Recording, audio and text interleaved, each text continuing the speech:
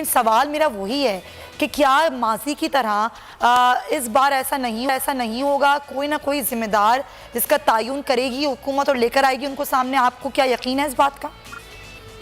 देखिए, एक तो मैं उनकी प्रेस कॉन्फ्रेंस बहुत ध्यान से सुन रहा था। कोई नई बात नहीं थी उनकी प्रेस कॉन्फ्रेंस पे। जब वो कराची तशरीफ लाए, उन्होंने मुआयना किया, उस जाए रुकू पे तशरीफ ले गए, हॉस्पिटल चले गए और यहाँ उन्होंने प्रेस कॉन्फ्रेंस की तकरीबन सेम प्रेस कॉन्फ्रेंस थी। कोई उसके अंदर एक पॉइंट भी मुझे ऐसा लगा कि जो नया हो, सिवाय इसके कि उन्होंने ये बताया कि आज वजीर आजम बरहम हुए हैं।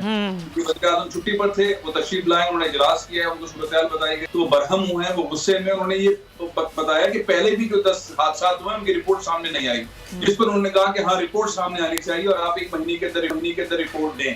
सिवाय इसके कि इमरान खान साहब ने आज जाके इस वाक़े के 3-4 दिन के बाद जाके पहले दिन तो उसके बाद वो छुट्टी पे चले गए, उसके बाद उन्हें आज जाके ये बात कही। अब देखते हैं इसमें अमल दरामद कितना होता है।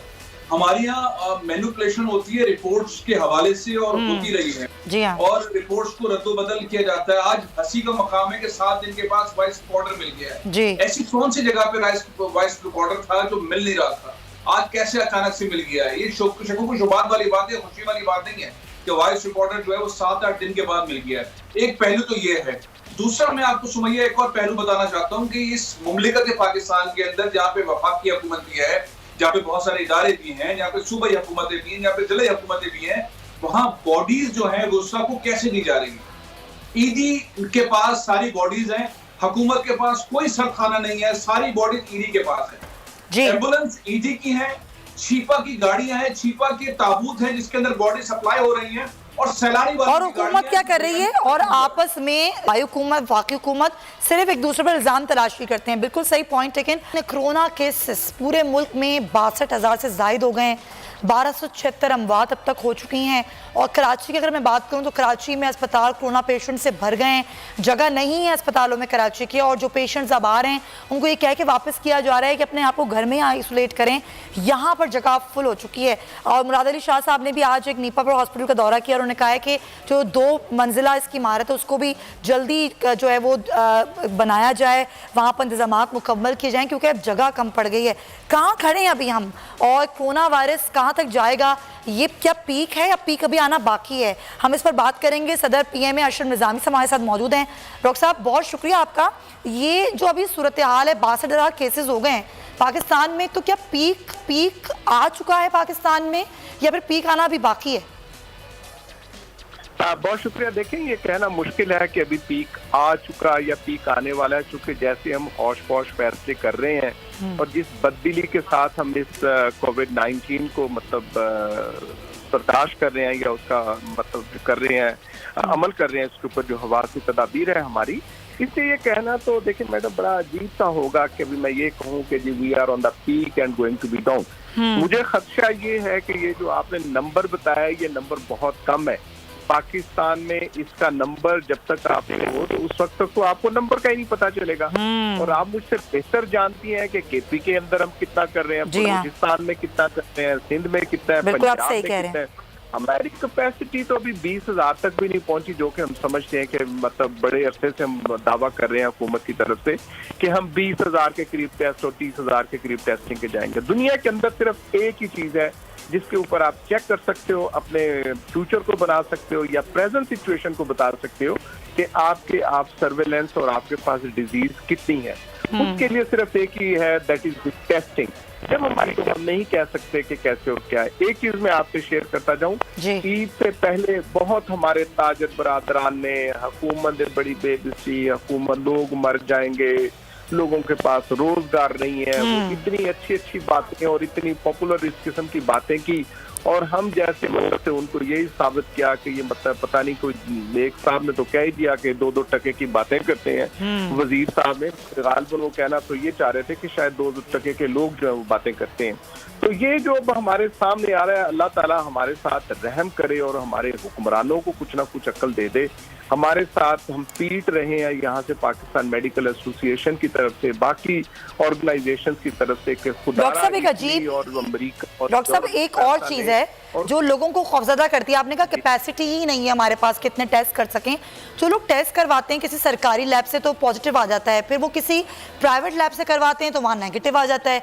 ये भी लोगों को खौफजदा कर रही है चीज़ कि अगर खुदा ना खास्ता सिम्टम नहीं है आपको तो फिर आप टेस्ट ना ही करवाएं, वरना तो एक मुसीबत आ जाएगी। और फिर वो जो एक डर और खौफ है कि वो जो कोविड-19 के पेशेंट्स के साथ डील किया जा रहा है वो बड़ा भयानक है। तो ये जो एक खौफ है उससे भी तो लोग बड़े परेशान हो गए। देखिए मैडम, आपके प्रोग्राम में गालिबन अगर आपको याद हो तो मैंने एक गुजारिश की थी और आपसे एक शेयर किया था कि कोविड-19 ने सिस्टम्स को ब्रेक नहीं किया बल्कि इसने ब्रोकन सिस्टम्स को जो है वो ओपन कर दिया, लोगों को बता दिया कि how the systems are broken up. उनके साथ ये आके हमारे साथ है। अब ये कहना कि कोविड-19 पॉजिटिव है, कोविड-19 नेगेटिव है, अभी तक हमारी सर्वेलेंस इतनी बेहतर हो जानी चाहिए थी। हम मतलब कोई फरवरी मार्च से सारे अमल के अंदर हैं कि अगर patient is in contact with the Covid patient तो आइसोलेशन में रखना ही रखना है। वो चाहता है नहीं चाहता उसने आइसोलेशन में जाना है, रिगार्डलेस ऑफ द टेस्ट के टेस्ट पॉजिटिव है, टेस्ट नेगेटिव है। ये एक बनाया जाता है कि जिस सरकारी अस्पताल में जाएंगे तो वैसे, और बैन ही वैसी है। मैं आपका वक्त ले रहा हूँ कि जैसे ये कहा जाता है कि सरकारी अस्पतालों में तो जी इलाज ही बेहतर नहीं होता, सरकारी अस्पतालों में तो मरीज भूल ही जाते हैं। तो ये एक जो हमारे माफियाज एक प्राइवेट इंस्टीट्यूशंस के बने हुए हैं, वहीं के लोग बाहर काम करते हैं तो बड़ा अच्छा हो जाता है, वहीं के दकियानूसी मशीनरी होती है प्राइवेट सेक्टर की तो वो बड़ी अच्छी हो जाती है। तो ये जो एक कॉन्सेप्ट है मेडिकल साइंसेज के अंदर अनफॉर्चुनेटली आ गया है और हुकूमत इसको जो कि पब्लिक प्राइवेट पार्टनरशिप के तहत, कभी मेडिकल टीचिंग इंस्टीट्यूशन एक्ट के तहत, कभी हुकूमत के और अल्ले बल्ले करके जो है चाहती है कि इसको प्राइवेटाइजेशन की तरफ लेके जाए, तो उससे लोगों के अंदर एक बिल्कुल आपने बड़ी अच्छी बात की है कि असल हमें ना सिस्टम हमारा जो है ना वो सही नहीं है और वो जो है ना यहाँ पे बेनकाब हो गया है कि हम किसी भी चीज़ को डील कैसे करें। बहुत शुक्रिया अशरफ निज़ामी साहब आपका। फैसल साहब, मौके पर आपको बस यही लेना चाहूँगी कि ईद पर और उससे पहले रमज़ान में जो हम लोगों ने किया, जिस तरीके की हमने SOPs की धज्जियाँ उड़ाई और हमें लगा कि अब कोरोना वायरस चला गया है, केसेस बढ़ रहे हैं, आपको क्या लग रहा है? संजीदा ले रहे हैं हम लोग को, ले रहे हैं संजीदा इस चीज़ को? सुमैया, बहुत खतरनाक सूरत हाल है और इसका हमें अंदाजा होगा जून के मिड में 10 से 15 तारीख को, जो हमने ईद से पहले बेहतियाती की और ईद के दौरान की है।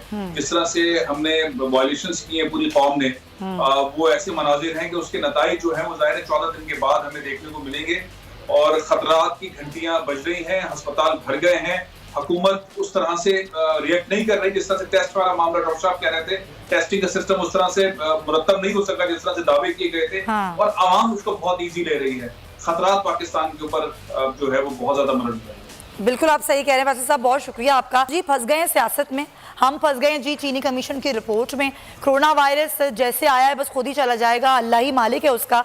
और हुकूमत जो इकदाम कर रही है वो नज़र हमें इसलिए भी नहीं आते कि वही बात कि जब तक टेस्ट कैपेसिटी हम नहीं बढ़ाएंगे हमें नहीं मालूम होगा कि हम कहाँ खड़े हैं। सब्सक्राइब करें और बेल दबाएं ताकि कोई खबर रह न जाए।